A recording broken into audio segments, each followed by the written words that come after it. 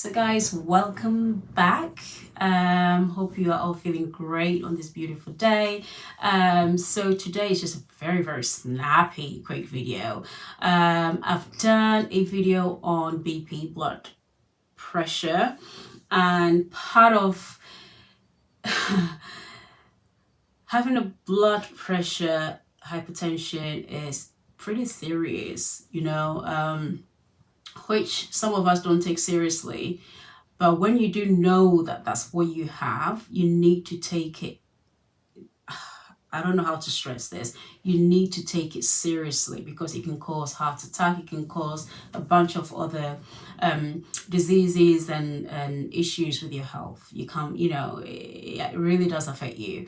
So if you know that you have a high blood pressure consistently, you need to have that checked out with your doctor.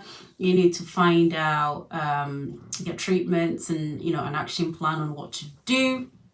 There's quite a few things that you can do. It's in the video that I've done. You guys go check it out and get all the information there. But today's video, I'm going to be talking about one of the main things that contributes to having a BP, a blood pressure or hypertension among people. And it's basically food that are high in sodium.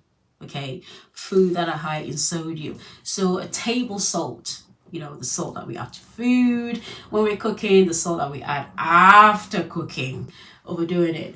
The salt that we add, I'm guilty of that. I'm guilty of adding salt after the food is cooked, especially in the restaurant. Sometimes I'm like, I can't even taste any salt in this, we're all guilty. Table salt is chemically known as sodium chloride. So sodium chloride is the same as the table salt, and it's made up of 40% of sodium. So you can imagine that's really high. That's really high. So what I've put down here is try and not add any extra salt when you are cooking. Let me make a comparison here. So with the European kind of cooking, they hardly add any seasoning, they hardly add any salt. You can hardly taste any kind of seasoning in when they cook. Some of them anyway, most of them. But then compare that to an African kind of dish or cooking, we add a little more salt, we add a bit more seasoning, we add a lot of spices, we add a bunch of different types. So now these days there's a lot of spices. Goat spice, fish spice, chicken spice, meat spice, there's jollof rice spices, there's the fried rice spices, there's there's a lot of different spices that you can add to your dish. It doesn't make it nice though, but it's the content of the salt that makes it not too good for your heart. You know what I mean? Not too good. Everything in moderation. That's the word. Everything in moderation. So after cooking, try and not add too much salt to your food. Extra salt to your food. It's crazy, really. I've put on here as well that it's estimated that half people with hypertension have BP are affected by sodium consumption. So they mainly come from the sodium consumption comes from packaged foods. So for example, like the tin foods, the frozen foods that you buy, and the fast foods as well. A lot of them comes with a lot of sodium, a lot of salt. So if you think about fast food places that you've been, you're eating the food, you think, especially if you're not used to salt, you'd be thinking, there's a lot of salt in this. And also the frozen foods as well. I know it's quick and easy to just dump it in the oven or put it in the microwave and warm it up, but please cook your own food. cook your own food, at least you know what's inside, at least you know what's going on in there. Like, you know, once in a while you can buy a takeout because you don't have time to cook and all that, but I personally, I prefer to cook my own dishes, especially frozen items. I can't deal with certain frozen items where you have to put it in the microwave, put it in the oven, and you don't know what's in there, what's been mixed and jived and, you know, concoctioned in there.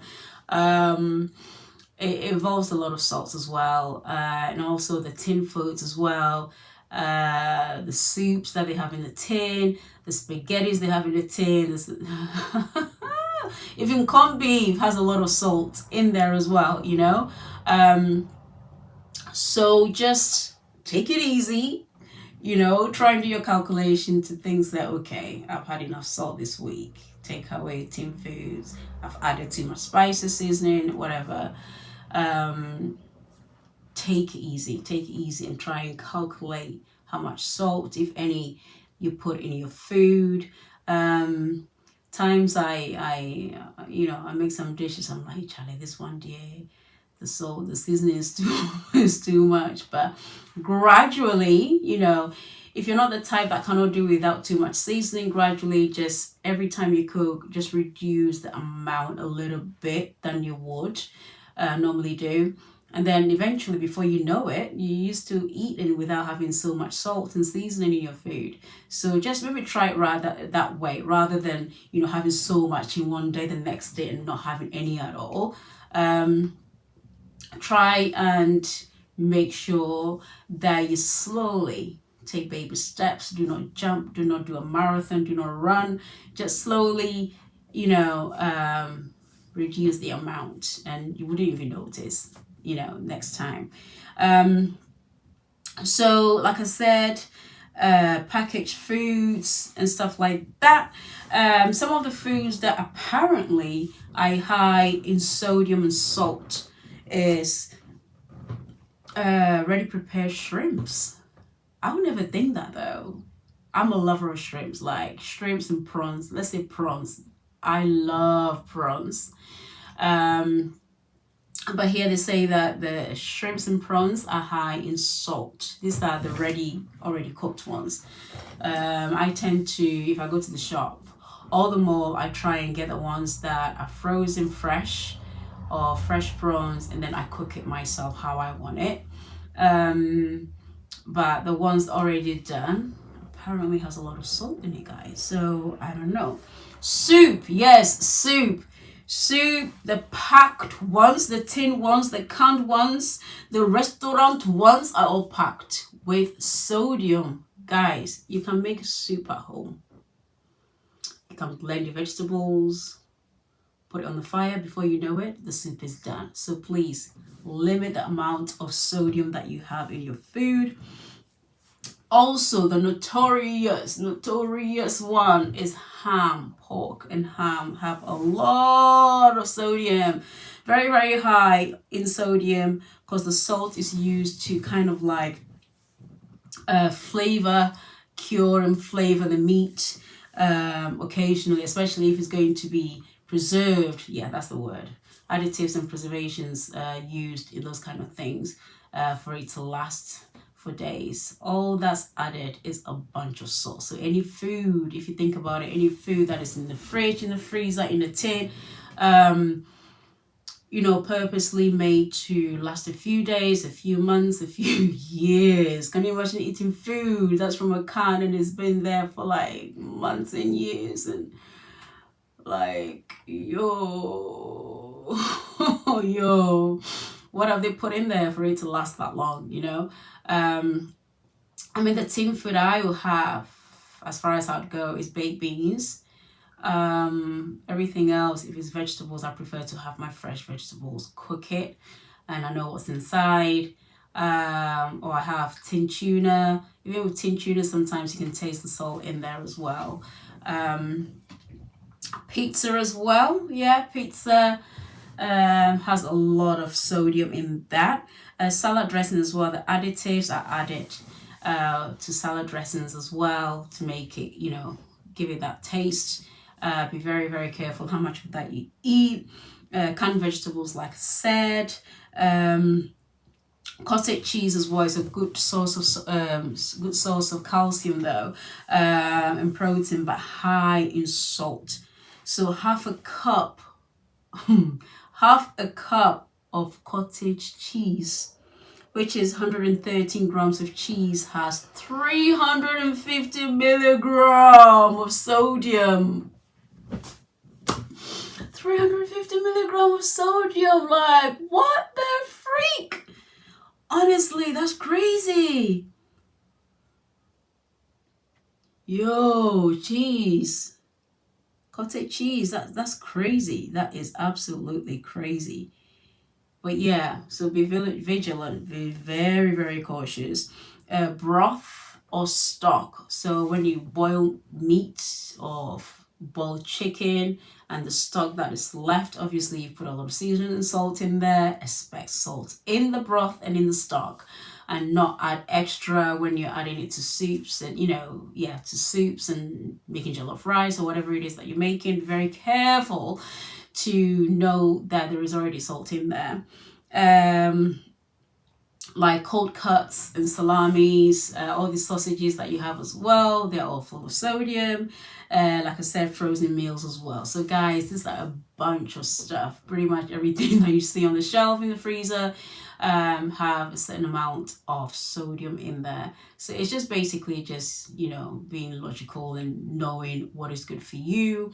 Some people go as far as calculating the calories and the salt and everything that's on the package.